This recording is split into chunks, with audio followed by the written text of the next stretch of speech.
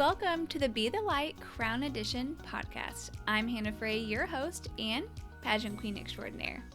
Fun fact, while most people are resistant to change, I'm excited by it. So this podcast is designed to allow me to be the light for others.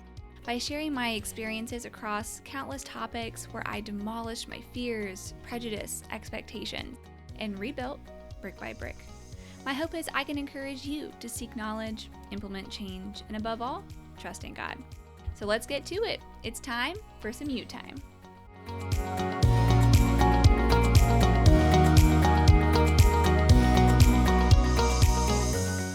Hello everyone, and welcome back to Be the Light Crown Edition podcast. Today, we're going to talk about one of the most requested topics. I might say that every week.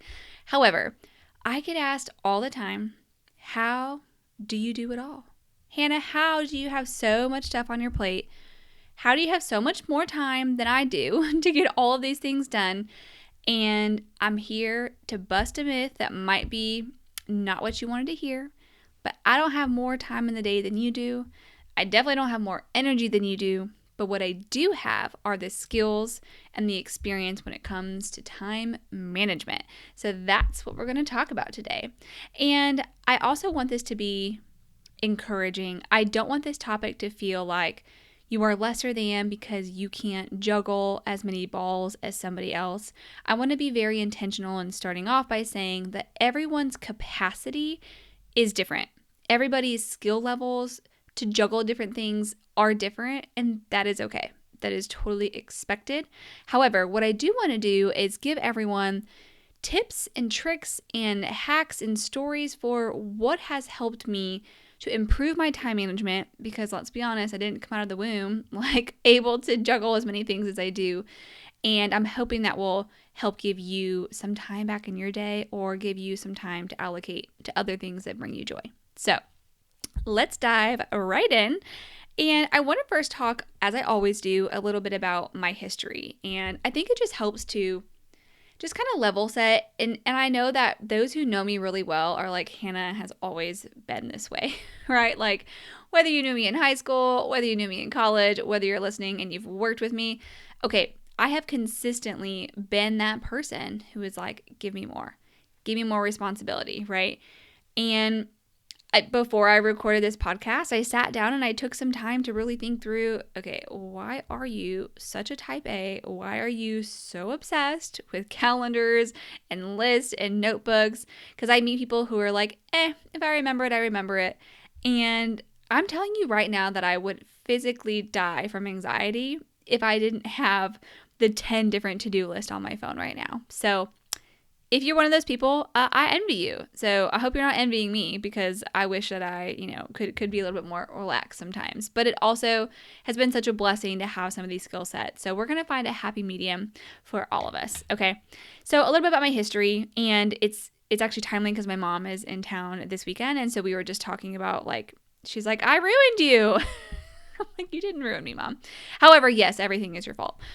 Really easy to blame it on her, right?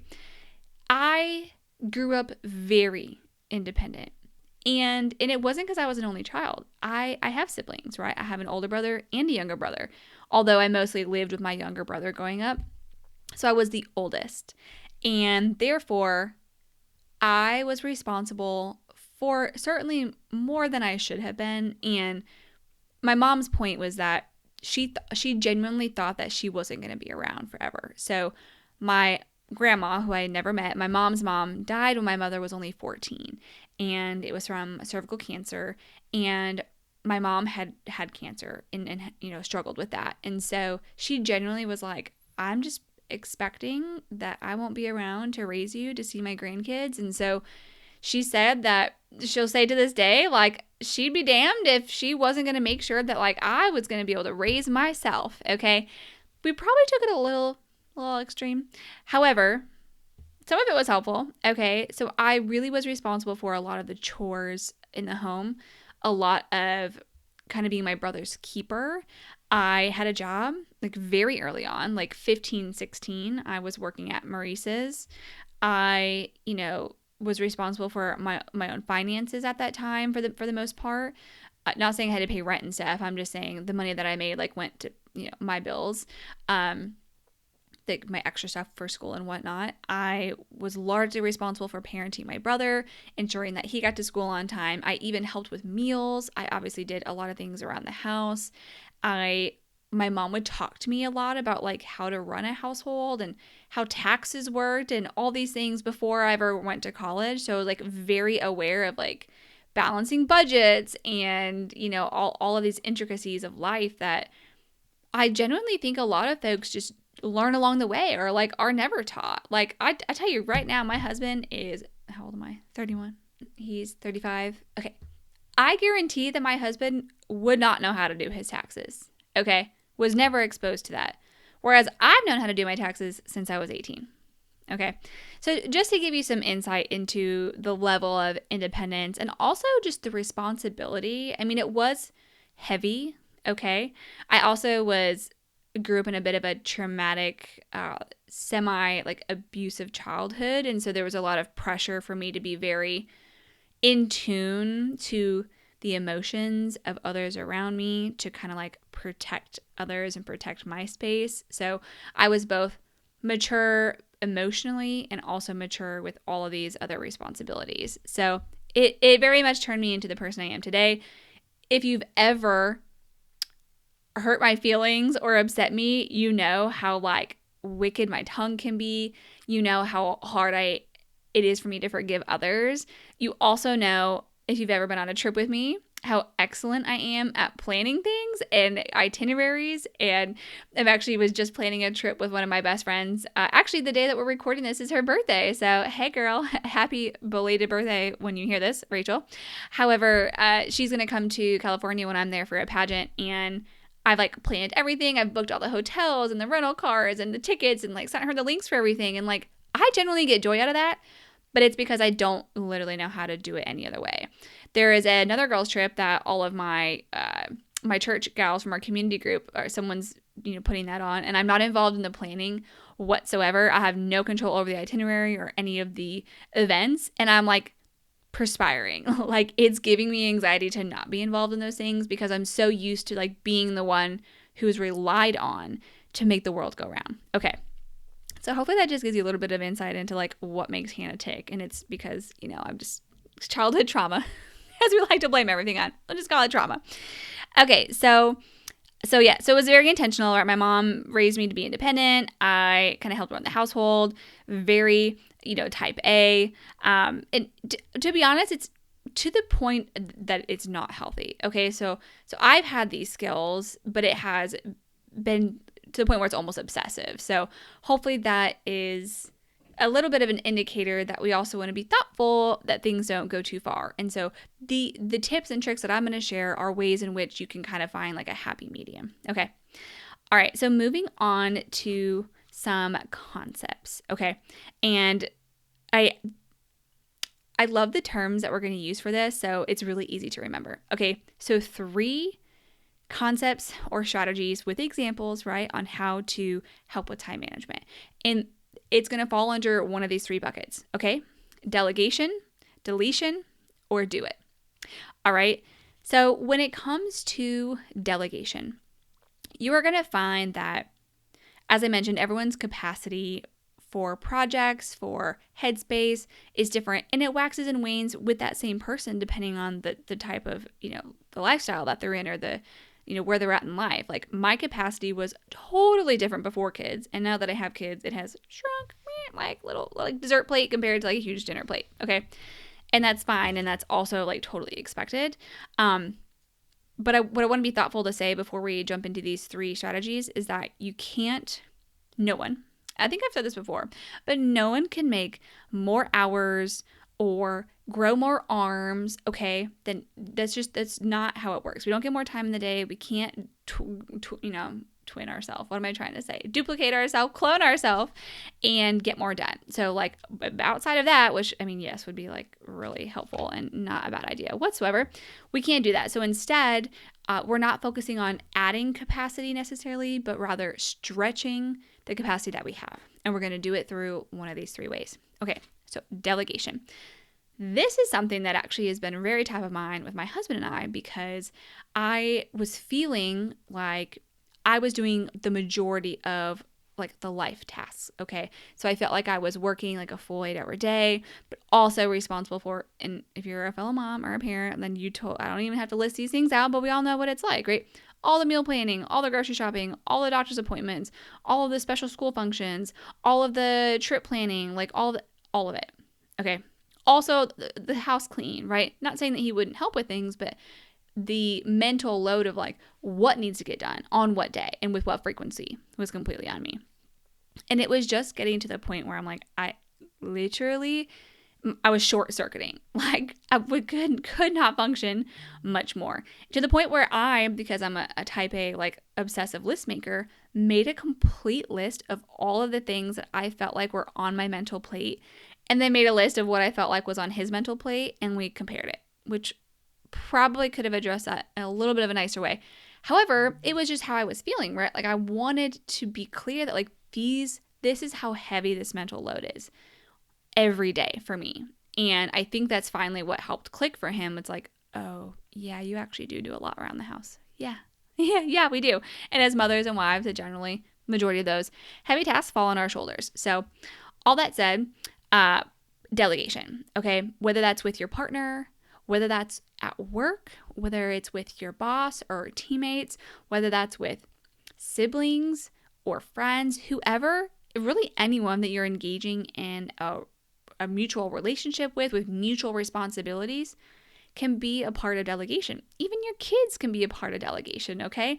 Whether it's I'm encouraging Everett to put his own laundry up, right? Or we're really trying to teach him to like be able to wipe himself, right? Like that's technically delegation. When it comes to my husband, I made that long list and I was like, here's all the things. What can you take off my plate? Not will you? You're going to, and what is it going to be? Because I'm needing help. And part of that is like you have to recognize that you need help. You have to ask for help, and we have to verbalize that and hold each other accountable. So find ways to delegate those tasks. Okay, delete it. That is one of the hardest ones for me. I definitely am a people pleaser. I enjoy tasks. I enjoy things where I can shine, where I can use my creativity. And so oftentimes that means I will be very open and willing to, oh yeah, I'll make your birthday cake. Even though I'm also throwing the birthday party and also hosting the birthday party and also responsible for all these other things that same week. Or, oh sure, like I'll help that fundraiser, or I'll come to that event, even though, it's a quick turnaround and the very next day I have something else really important that I have to do. It's just sometimes it's too much. And what has helped me with this in particular is keeping a family calendar. So we both have Google email address or Gmail email addresses, and we use a Google Calendar.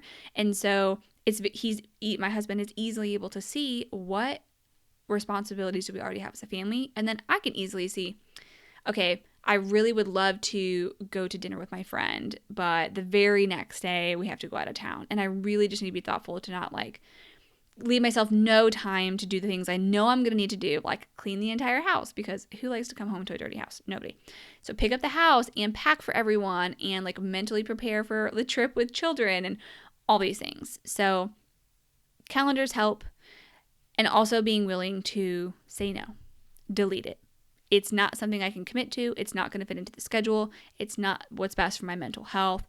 That doesn't mean, because I see people abuse this, right? I see people say like, oh, like I'm mildly busy and a little uncomfortable, so like I'm not going to do that. Conversely, if it's something that you want to prioritize or someone who's important to you, I think that you should be thoughtful to have like a backup plan or a follow-up. Like, hey, it's really a lot for me right now. I don't have the capacity to do this. Spending time with you, spending X time on this, doing events like X are important to me, and I would love to circle back. Okay, I think it's really important that, unless it's just something that you don't ever want to be asked to do again, then like just delete it and say nothing else. But I do have friends and family who kind of abuse this aspect of it and don't ever follow up with like, no, but this is important to me. So I think that you need to find a good balance there. Okay, talked about delegation, delete it. Just say no, don't do it, move it around, what have you. And then this is going to be your least favorite, but do it. Okay? Actually build time in, make space, and just get it done. For me, having things hanging over me like that I need to do is worse than actually doing the task itself. So you've just got to do it. I don't know how else to say it. Whether you break that up into smaller tasks, if it's like a big task and that's really overwhelming, because that happens for me, then you need to work to strategize to break that down into bite-sized, actionable steps, okay? I'll give you a great example. My boss, we talked through my year-long like goals for the year, okay? And it's this huge project, right? Like all this cross-functional work with all these other departments. And I'm like, this is going to take me all year long. And it's like, yeah, that's the point. I'm like, okay. But then it's like a roadblock for me. I'm like, but I really love to check things off my list. So if it's like this huge project that I can't cross off until December, I can't tell you how immediately demotivated I was. I was like, no interest in that. Don't want to do it. I don't like for all that work, I only get to cross one thing off my list. Next, please. Okay. So instead, you have to break it down into, okay, but it's really 6 different teams. And there's really within this project 12 steps. Okay. So then we can start to cross things off as we're actually identifying things and doing it. So that's really important. And so however you got to get it done, do it. Okay? Get help, prioritize, break it into bite-sized pieces, okay? And then celebrate. Like if you get it done, celebrate. Whether that's you get yourself that iced coffee, girl, or you buy a new outfit, or you get a 30-minute break afterwards, or you're going to go sit in the hot shower. Just find a way to celebrate it, and that reward will be that much sweeter. Okay. So those are the main strategies that I want you to think through for time management. The next thing that we're going to talk about is, okay, that's right. I want to talk about this concept too that really helped me. And so it didn't really fit directly into any of into like my outline, but I want to have the opportunity to share this with you. And I did some research because I wanted to make sure I'm hoping I'm giving credit to the original author. But I think the original author of this quote is Nora Roberts, okay? And apparently this was mentioned at a conference. But it's this concept of juggling balls, okay? So everyone feels like they're juggling 47, 55 different balls every day, right? Work, children, friendships, eating healthy, exercise, whatever it is. And it feels like we have no time to rest because all we're doing is juggling these balls all the time, right? We're dropping them left and right. We're tripping over them. We're messing up. And it feels like at no point are we able to get all 47 balls in the air, okay? Which is why we're always tired. However, one thing that should help here is that, again, if we can't delegate some of those balls to another juggler, all right, we can remove some of those balls from the juggling act, which would be really helpful. And then for the rest, we got to juggle them, okay? So realistically, that might leave us with 35 balls that we still have to juggle. However, you have to understand what those balls are made of, okay? So if you drop, for example, a plastic ball, it's going to bounce and it's going to remain intact. But if you drop a glass ball, it's going to shatter, okay? You can't fix it. You could get hurt. That would be really bad. No one wants to drop glass, okay? So your job is to constantly think about the ball that you have to drop. For whatever reason, you're tired, there's too many balls that you're juggling. Make it a plastic ball and not a glass ball. That should be our ultimate goal, is keep the glass balls in the air. You decide what those are, and the rest, plastic or rubber or what have you, if you drop them, it's going to be okay. We're not happy because we're perfectionists and we don't want to ever drop any balls, but if you have to, make sure it's not a glass ball. So hopefully that is helpful. I don't know why. I think about that all the time. Like when I do have to say no to something or drop something, I can't get something done. I can't cross something off my list for that day because I literally have daily to-do list because yes, it's that bad. I'm like, okay, it's fine. It was a plastic ball today. And then that just helps me sleep at night. Truly. I know. I'm a special type of person, y'all. I'm a special breed. So it's okay. All right. So now we're going to move into our Find the Light and Be the Light sections. I want to give you guys some practical things to think through as we're talking through this concept of time management. Okay. I'm also really excited to have some resources for you that go along with this. So be sure to check that out on the website as well. All right. So find the light. We ended with this story about balls. So I want you to take some time to list your top 3 or top 5 glass balls. Okay. What is most important to you? And for me, it's my marriage, obviously. Like, what that doesn't mean that in every decision I always have to pick like my husband, right? It doesn't mean that every single night I can only spend time with him and I can never spend time with others. No. However, if there is like a boundary, or if we do really need to spend time with each other and we haven't had a date night in 3 months and something comes up with something else, generally, like, my marriage and spending time with my husband is going to be a glass ball, and it's going to come first. Okay. My children's well-being. There's very little, if nothing, that I would put in front of my children's well-being. So that's something that is probably top of your list as well. And maybe when you're glass balls is like self-care. Like, if you're ever feeling super anxious or depressed, or if you're ever just feeling really run down, maybe that's when it's a glass ball. Like, I am going to go to that massage. I'm not going to do this volunteer event. I'm not going to take on this extra parent teacher conference responsibility, or bring in whatever it is, because I was supposed to do this thing for myself. Okay. So I want you to list those out.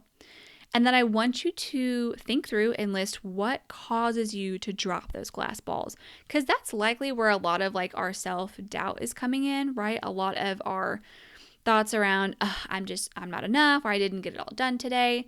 And it's don't let it be those small things, okay? Don't let it be, oh no, I didn't, I forgot to thaw that food out and now I can't make that meal that I wanted to. Okay, are your kids still eating? Are you still eating? Y'all, it's fine. Rubber ball, right? Plastic ball. So I want you to think through what's actually causing you to drop the glass balls, because that's where we should really be focusing our energy. And then lastly, number 3, want you to commit to catching and continuing to juggle those glass balls. And equally important, let some of those plastic balls drop, okay? And give yourself grace for that. Like, please. So that's find the light. Let's move into be the light. So again, for those who are probably like, all right, got it. I'm pretty good at time management and, but really wanting to optimize. I want you to think through what area of life feels the most chaotic for you. It takes a lot of self-reflection, but an example was, for me, mornings are really hard. Skylar goes to work very early. He's a truck driver. I'm having to get the kids ready by myself. And I was finding that it was just so chaotic getting them dressed. They have a lot of medicines they have to take. We've got a really, really young one who doesn't communicate super well. We were having to do breakfast and get out the door at a certain time because I'm trying to make it to the gym in time on Monday, Wednesdays, and Fridays. Y'all, it was a lot. And so I had to really think through, how can I strategize and stretch my capacity in the mornings? I really don't want to get them up earlier, right? Like, I want to make sure they're getting enough sleep. My gym class was at a certain time, so I was like, this is the amount of time I have, so I have to maximize this 45 minutes or whatever it is.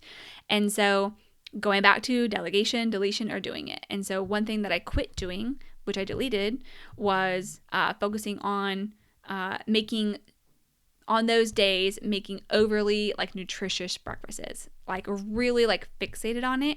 Instead, we made a breakfast calendar. And actually, that's something I'll share with y'all as well, because I think it's really awesome and my kids actually love it. So on the days that I knew that I didn't have a lot of time because I had to go to the gym, we made a calendar and my son can look at it and go, oh, today's Monday, which means we're having frozen sausage. Okay, so I'm literally just microwaving some sausage and I'm giving myself grace over that. I'm not making homemade pancakes, Mickey special pancakes with fresh fruit.